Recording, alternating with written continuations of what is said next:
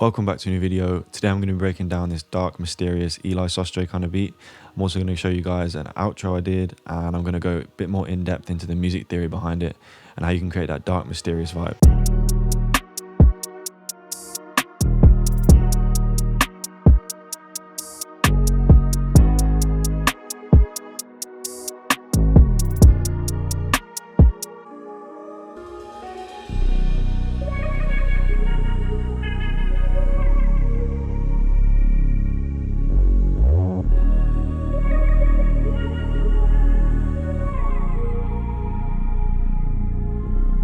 So I started off with this contact piano called the Maverick, and I just laid down these quite simple chords.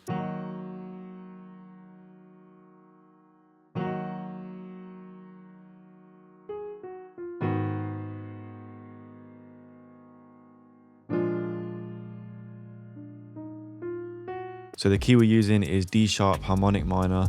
Now harmonic minor is used in a lot of Eli sostre songs, a lot of 4/5/1 songs. It just helps create that melodic but still kind of dark vibe. The only difference between the harmonic minor scale and the natural minor scale is the 7th note. So in the natural minor scale, in D sharp minor, the 7th note would be C sharp, whereas in harmonic minor, it's just pushed up to the D. Obviously, that's very close to the root note. It helps create a bit more tension and stuff like that. So the first chord is a D sharp minor, very simple chord. I've just added the 3rd note, so the F sharp on top, just to give it a bit more depth and range. And then the root note D sharp on top, kind of pushed that back a little bit and brought the velocity down. Then leading into the second chord, I've done these passing notes, G sharp, F sharp and F. The F sharp and F are very close together. They're only separated by a semitone, which is just going to create more tension. So again, the chord may look a bit more complex, but really it's just a G sharp minor 7th. So if I bring those notes back up again, and I've just added the D sharp just to kind of fill out the space, because you don't want too big of a space in between your notes. So those first two chords could fit into a natural minor scale. The harmonic notes come in the last chord. So the last chord is the 5th in the scale, but obviously it's slightly different from a normal minor chord. As you can see, the first 3 notes almost like a major chord. Well, they are a major chord, and then this G sharp is on top. So normally in a natural minor scale, the D would be, like I said earlier, the C sharp, but bringing it up, it just creates more tension between the root note and the 7th. So when you go back into the first chord, it just helps create that really dark kind of vibe. For processing, I added a Wolf compressor quite low because I didn't want to tighten the sound up too much. As usual, a cassette with the chorusy preset. I use this on pianos a lot just to kind of get that vintage detuned vibe. Next, I've added a Valhalla delay, but I've actually chosen one of the reverb presets, kept the mix quite low and the feedback around 50%. I've added an EQ cutting around 200 Hertz. I cut out some of these parts as well because they didn't really fit with the other sounds that I added. And finally, a J37, the metallic drum loop preset. I use this all the time, especially on pianos and stuff like that. I just really like the texture it gives. But what I've done is brought it down, the mix around just under half, because I felt like it was too much when it was on fully. On Eli's last album, he used a lot of orchestral sounds like strings and choirs, so I wanted to replicate that. I started off with this choir. It's from Piano Book. Definitely go check that out if you haven't already. You can change the filter and stuff. I haven't really done that. I brought the attack down, and I brought the reverb down a little bit as well. And I've just copied the exact same chords, and it sounds like this.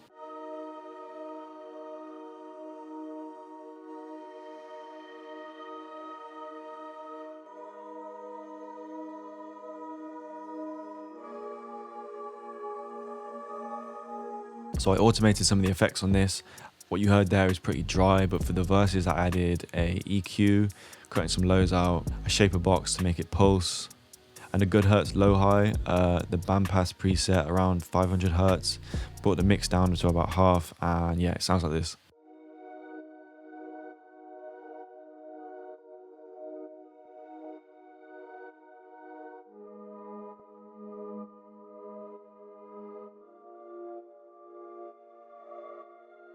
Next, carrying on with the orchestral kind of theme, I added these strings. It's like a counter top line melody, and it also creates some nice harmonies with the chords that I made.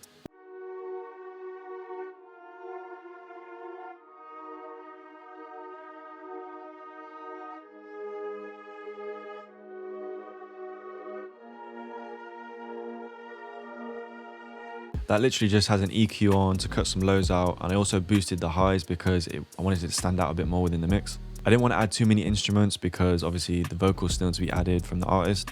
So next I just moved straight onto the drums. And this time I started off with the 808. I wanted to make sure the bass notes were right. So I found this super hard, kind of almost sub-like 808. And yeah, it sounds like this.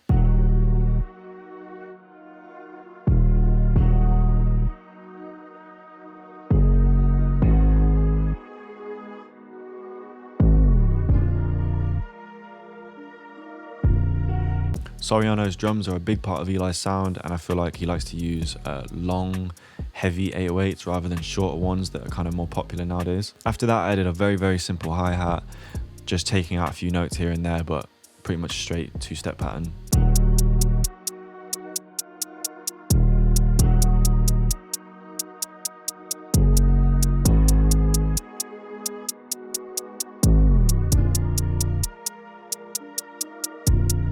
After that, I did an open hat, which I moved into mono, just so I could pan it better within the mix and create a space for it.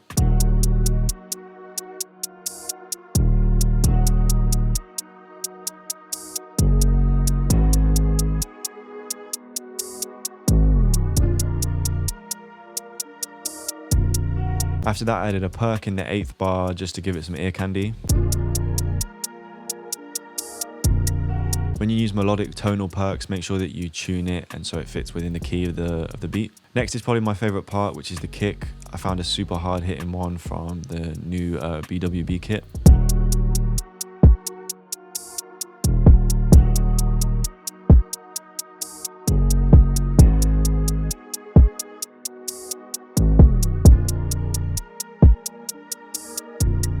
Next is a standard snare pattern. Soriano likes to use really hard hitting snares. Normally I'd use like rim shots and stuff, but I found a really hard snare for this beat.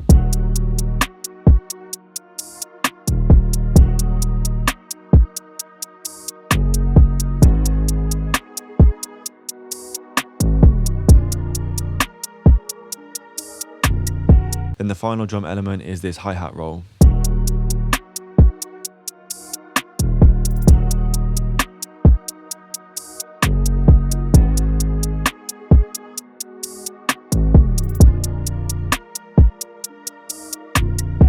Before we get into the switch up, I'm going to show you guys the structure quickly.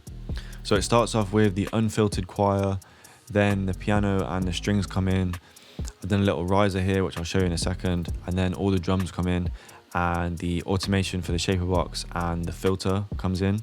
So it kind of lowers it down and kind of leaves more room for the artist. So I did this riser because I felt like the choir was building up, and this would just kind of add to that kind of big moment for when the drums come in. And then finally, to transition into the switch up, I found this jazzy drum loop, chopped a little part from it where it kind of has like a crash and a swooping effect, and used that to transition into the switch up.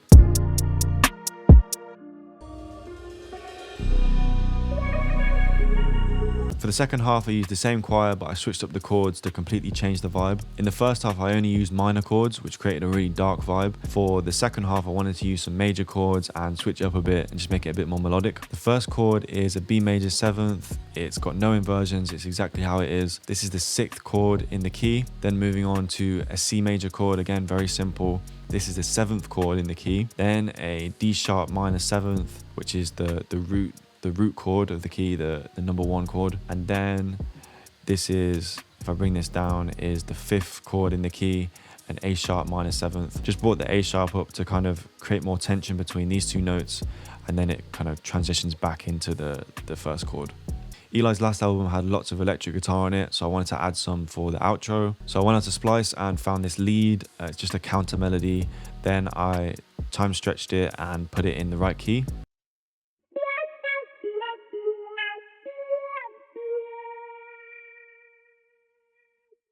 So to that, I added an EQ, cutting some lows and some of these kind of crazy frequencies out. Val had a vintage verb, quite a light one. And then this delay, it's actually just the default preset. I thought it sounded really good, so I just kept it on. It's got the modulation up, so you can kind of hear like a chorus effect on it.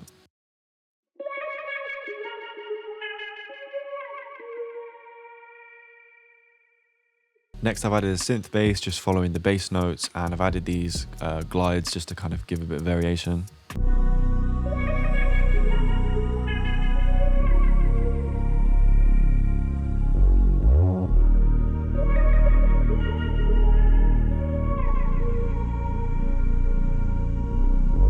Then later on, I've added this piano with the same piano that I added earlier, just this counter melody.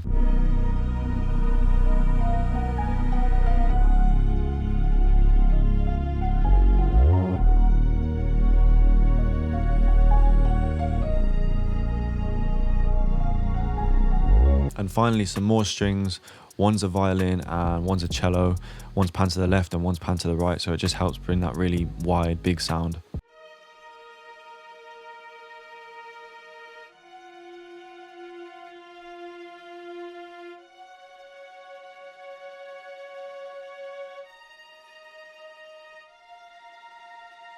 So everything together sounds like this.